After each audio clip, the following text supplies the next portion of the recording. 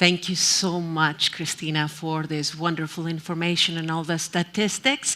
So let us put our chairs together for the panel that is coming up. While we're doing that, I'm going to start introducing the wonderful ladies, and we'll get our discussion going. So there was one area that Christina mentioned, and actually a lot of those statistics, they don't only apply to women, they apply to everyone who is in the working environment.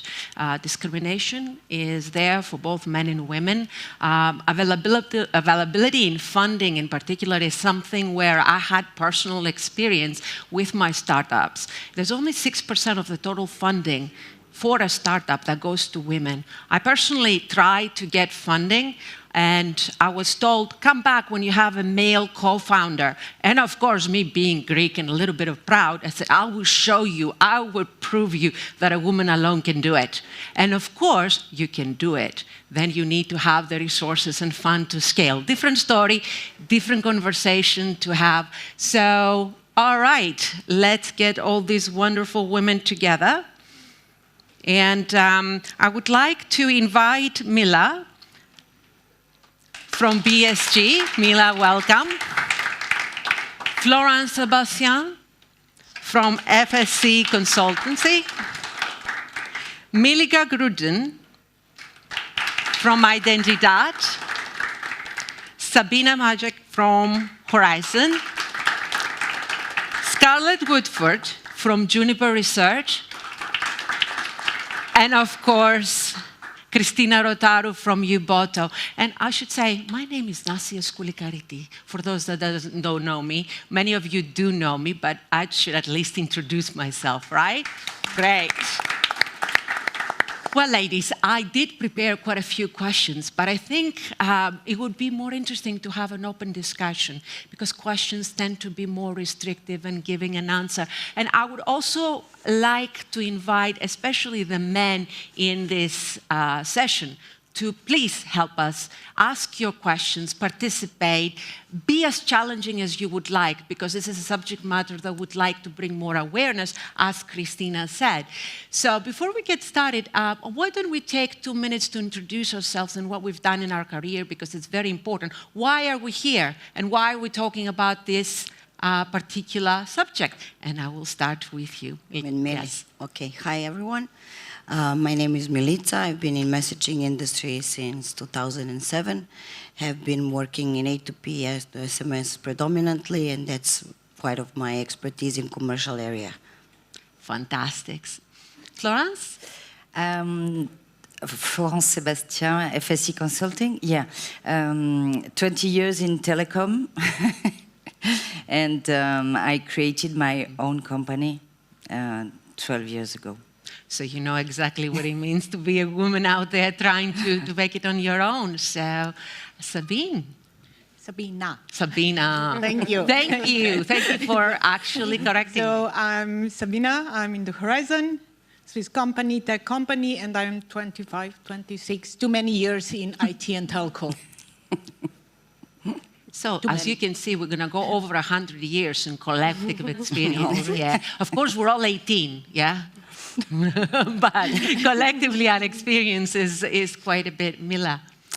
Hi everyone, Mila from BSG. I started in 2006 in telecom. Started with, you know, when I came to my first company, it was doing content for mobile operators, and I was like, what? SMS? Delivering a polyphonic melody to the SMS via SMS, to the phone via SMS? Wow, it was something like very magic for me.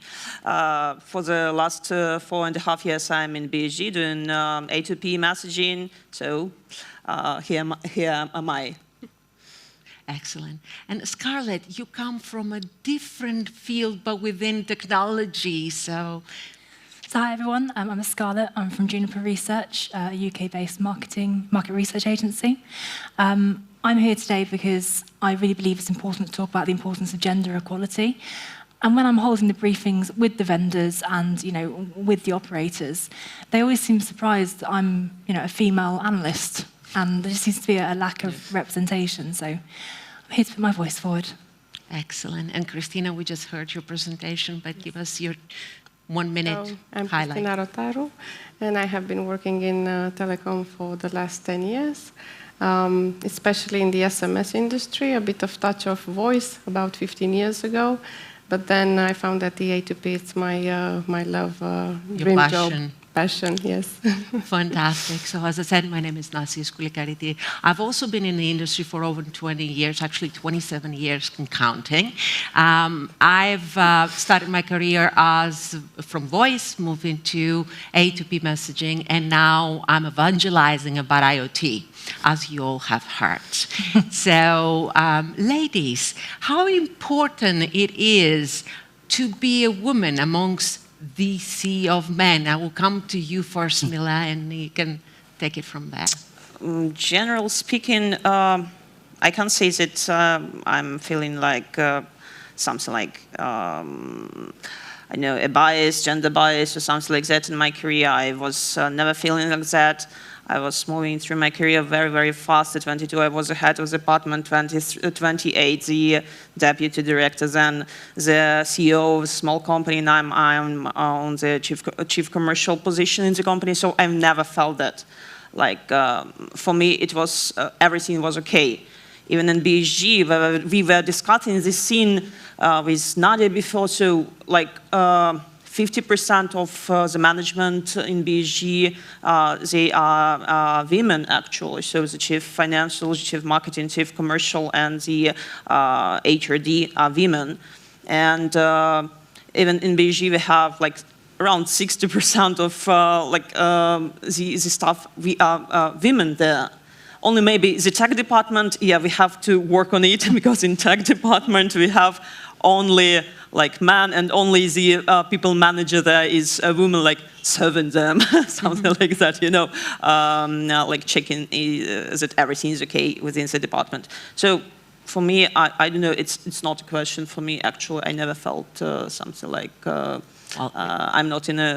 I'm in a wrong place or something like that. It's good to have this perspective, and you know, from all the years I've been in work, it's a very unique, I would say, position that you've been in your company, and very good to hear. And we want to see more of it, you know, happening in the future. What about you, Sabina? Basically, I need to agree with Mila. Which is fantastic. We're trending here. Yeah, I mean, let's be honest. Yeah. We are putting this label, male industry. It's a tech industry. Mm-hmm. And it's an industry of engineers, technicians, technical background, the best ones. So, I mean, talking about women, if you have 26% women joining the tech universities, you cannot have 50% women working in the tech industry. The math is not working. And to change this, it's something that it's a parent's job, teacher's job, elementary school, raising kids. We cannot solve it here. Mm-hmm. Mm-hmm. Because being a boss, I want to have a team of 10 best people. And if you have 10 best people on the market, where you have 3 ladies and 7 men, then those are the 10 best. It seems like the men in the audience agree with you on this subject matter from what we hear. I mean, it's not about agreeing. You know, it is the question of giving the same opportunity. Mm-hmm. But on the other side as well, women need to fight to have the same opportunity. I don't like being treated as a woman and, yeah, they will fight, but you will get a chance to fight. Stand up, fight. The guys are fighting. Why we are not fighting? You want to say something? Yeah? Agreeing. Yeah, agreeing. So yeah, it's very good points, and I fully agree with you in that subject that as women we need to fight out there. I think we are dealing with some unbiased, unconscious biases as we're fighting, though. You've been very fortunate to have to deal with it, and so has Mila. Sebastian, you've been in the industry for a while, and you're out there as your own boss. So, but your customers, you're working both with men and women. What has been your perspective? For sure, we face many men in our industry, but I will say that I have been more protected by men than fighting with men. Mm-hmm. Okay, when I was working for Telecom Italia, I faced the technical people, but it's not men or women, it's that the technical people often do not appreciate salespeople. But on my own, because it has been tough, as you mentioned it, my first steps in this industry with my own company, it has been really difficult. Not because, because I was a lady, but then, with the time being, I have been protected by my telecom family and mostly men, for sure. Well, I think this, instead of perpetuating this point, it would be important to touch upon, the importance of male-female mentorship within the industry. So let's look beyond, do we have equal opportunities or have we as women suffered? But how important is for a woman in any career, in any business, in any vertical, to get the support and guidance from our male counterparts? And I will come, Melita, to you first. It's very important, not just from a male counterparts, but also from female. So I think it's important that we talk about this subject. Just to the point of Sabina's argument about this relies on parents to school kids about going into technology. It's on us to inspire them to do so, because when I stepped in this industry, I didn't know anything about technology. All I knew is to write my email and send it. So every meeting back in the days, I had to take a very thorough preparation because I was talking with developers, I was talking with technical people, and we were thinking about resolving the problem. The problem at the time, SMS was pretty artificial thing to think about how it's transferred. So I think it's very important to have a mentor. I didn't have it. It's especially important when you work on your career regarding the network, regarding the guidance on how to do certain things. So I think it's very, very important. And Scarlett, I would be very keen to hear your perspective from the research industry, that it's, technologically there, but also it's a different input. It's an interesting question. I mean, for me, it's important to have a strong, knowledgeable mentor. But I don't necessarily see gender in that. I have a male manager, and his manager is also male, who are very supportive of me, give me the same opportunities as any other, male analyst would have. I think, again, as we've mentioned, it comes back to the sort of the building the interest from a young age, because fundamentally, most people, and I like to think everyone in this room is probably in that position, most people go for a career they're interested in. And if you follow a sort of stereotypical view, tech is for boys, I don't know, fashion is for girls, very stereotypical, not my view at all, you'll bring up a generation of girls who think that is the only path for them. Whereas if if we don't have those role models, like you said, you didn't have that role model, if we are the role model for the next generation, they will then grow up thinking, yes, I'm a girl, but I can also do tech, and I can do it really well as best I can, and as good as a man can. And Christina, during your presentation, you mentioned mentorship and how important it is. So if you can, I knew you were excited to talk more about it, so here's your chance. Thank you. Well, I do believe that we need more female mentors in our industry, in the way that my mentor is a man, and I totally love and appreciate that. But only a woman can see things from a woman's perspective. You cannot change that. It's important to have mentors, but generally, it's important to look up to somebody and to see, this is how I would like to be one day. This is whose steps I would like to follow, and I would like to take the best of it. But he will never understand from a man's perspective exactly how I would see the things as from a woman's perspective. And that's it. I mean, you cannot change that. It's nature. Yeah. I hear you loud and clear, and it's because, a woman will understand you, but we were talking before the panel and throughout this session of how women towards women, sometimes we are our hardest critics and challengers. So this has nothing to do with discrimination or anything. It has something to do with us females, us women, supporting each other. And actually, we're not doing that great of a job. I think that men do a greater or better job supporting women than us women doing to support ourselves. So, Sabina, I will come to you first. I have a team. Yeah. And I think that our team is equal. Is it gender equal? Our team is gender equal. And I don't see any difference in treating women or men in my team, or guys or girls. They have equal opportunities. They need to do equal things. They have obligations. So I don't see this being more nice to men than the women, or supporting any gender more. So I try to be, it's my team. So they are my team. We are together bringing the results. I'm not thinking about who is male, female, black, white, I don't know, sexuality, religion. It's a team which needs to bring the results.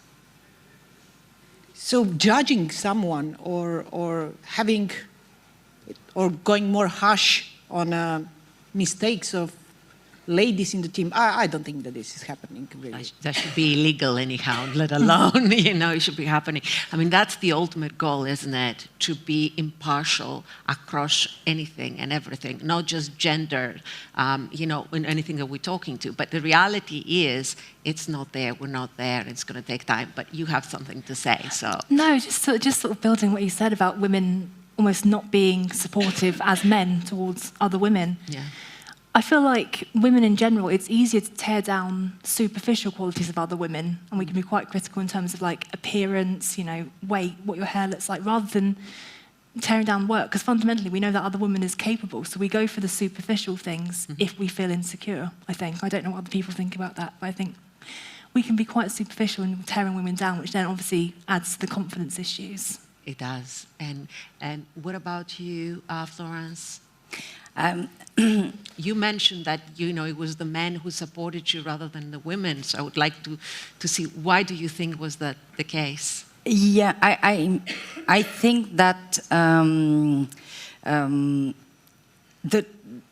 to train the people and to give the chance to increase knowledge, expertise, or networking, or I just need to point out that giving our knowledge that to men or women, but yeah, for sure more to women, but it's we grow thanks to this, to giving the knowledge and the expertise. Mm-hmm. Great. Licha? You're good with it. You're covered.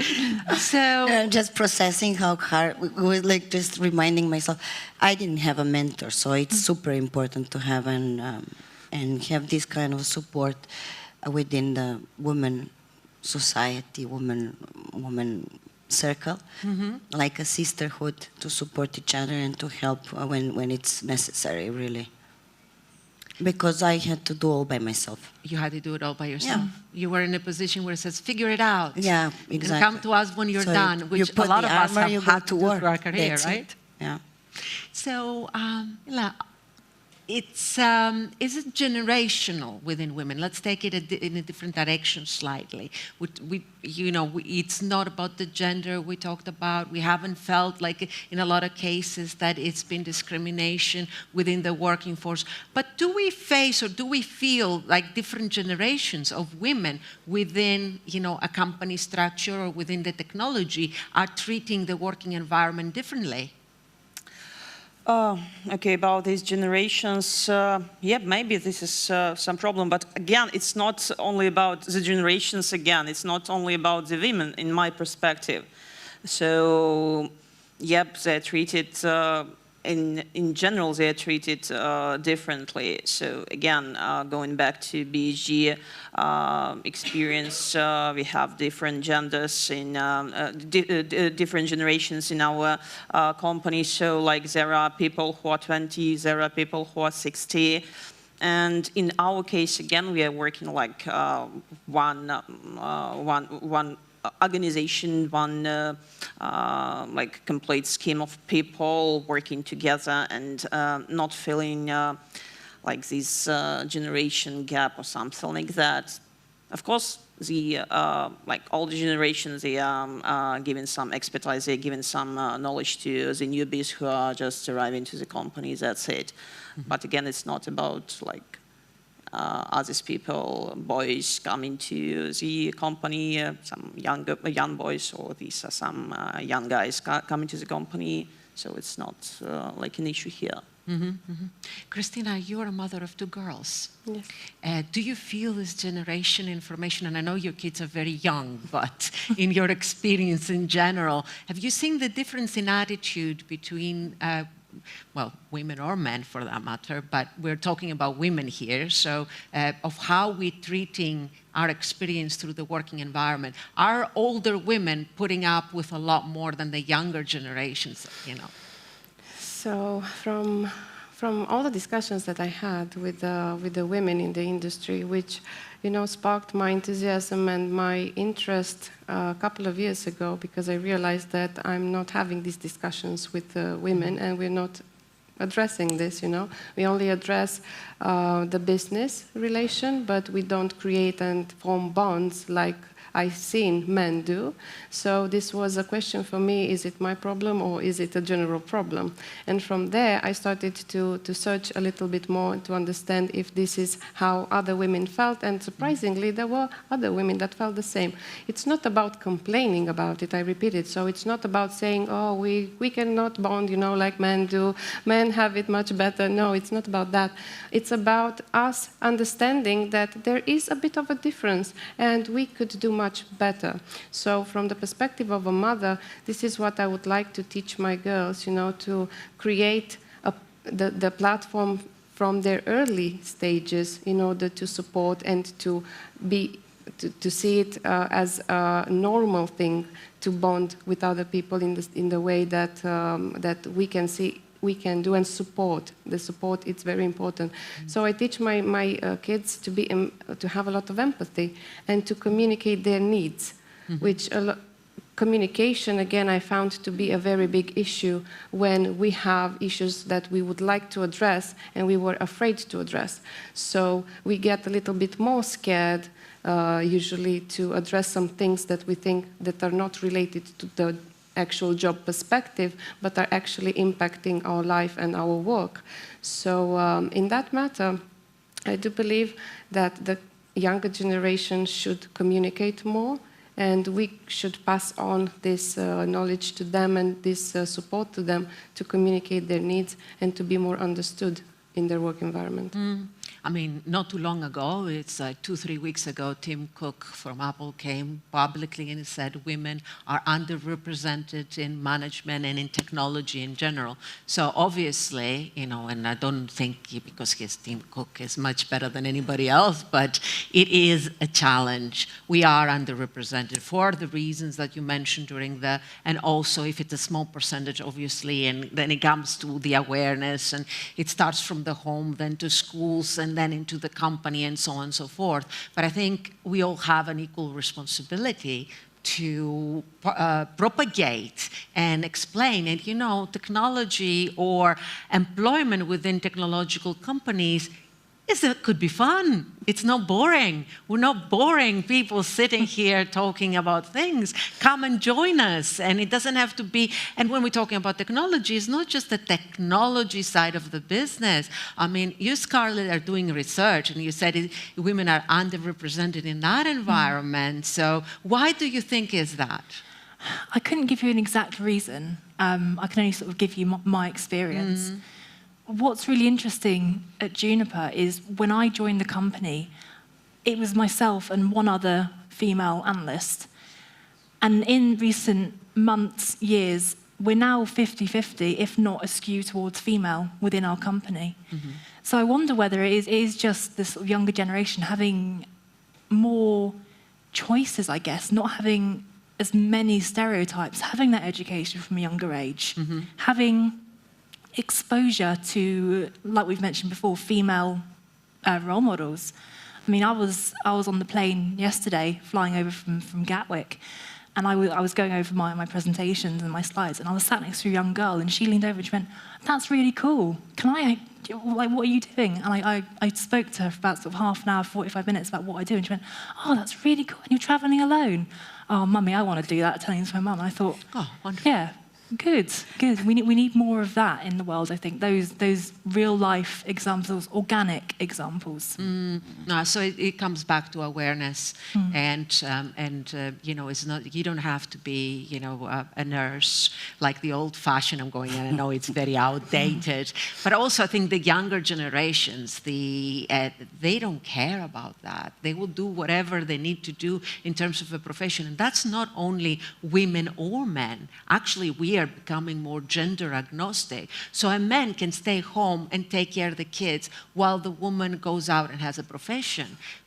There's nothing wrong with that. I would like to see more of that happening, right? So we wouldn't be sitting here and having a discussion of how to solve certain things. And I'm very, very happy to hear that our panelists, or part of our panelists today, and we had a diverse opinion, you know, some experienced some biases, some didn't experience the biases, that had very positive experience within the working environment.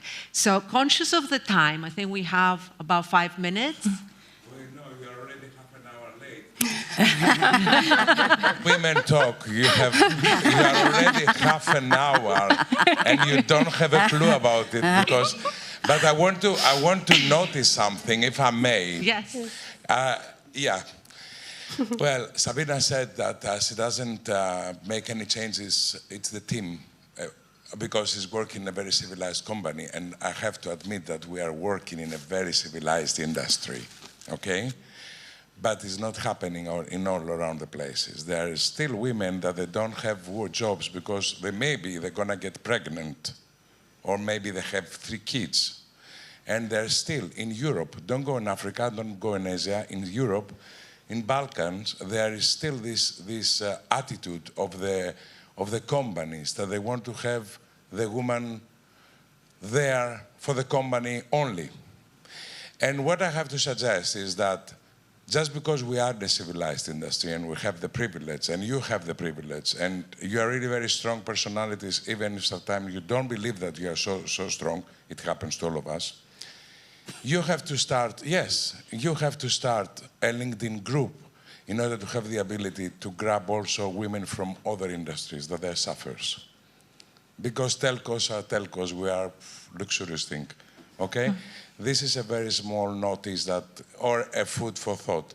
And the second command, for God's sake, stop it, it's half an hour late, okay? We love you. Excuse me, Thank you. we started 20 minutes late, so we're only 10 minutes late. So we're so lucky, it's only 10 minutes late. Dedication. Exactly. All right, in closing, just the last statement. No, I just wanted to add something about, because you were telling that we all agree that men are, we don't fight with them. And I just need to mention the France case. Men in the companies in France, they don't anymore dare to talk to the ladies because of this Me Too wave. And this is really bad for the woman because they cannot communicate, and to have a smooth organization, and notably when you talk with the tech as a sales, you need to have a good conversation. The men don't dare anymore to talk to the ladies, not even to give a kiss, nothing. That it was a parenthesis in France. I think this is a big discussion, and if we go down that rabbit hole, we'll be here for another hour, which I don't think Andreas would allow us for. So, any other questions from the audience before we close? Please. I just wanted to say I've got 2 daughters as well, and sort of seeing strong role models is great to you know. Oh, sorry. Excuse me. I'm super proud to be working in this industry and having such strong role models for, you know, that I'm looking forward to being able to bring my daughter into these events and sort of, you know, actually show her these are the things that you can do. These are the people to follow, and you know. So again, thank you very much for your panel today. It's been really appreciated. So you're starting them young, huh? Well, The workforce. and an interesting thing, I think, going back to the emotional support. Yes. You know, I brought them up trying to Star Wars T-shirts and everything else, and they still gravitated towards other things. But they are super interested in programming, in technology.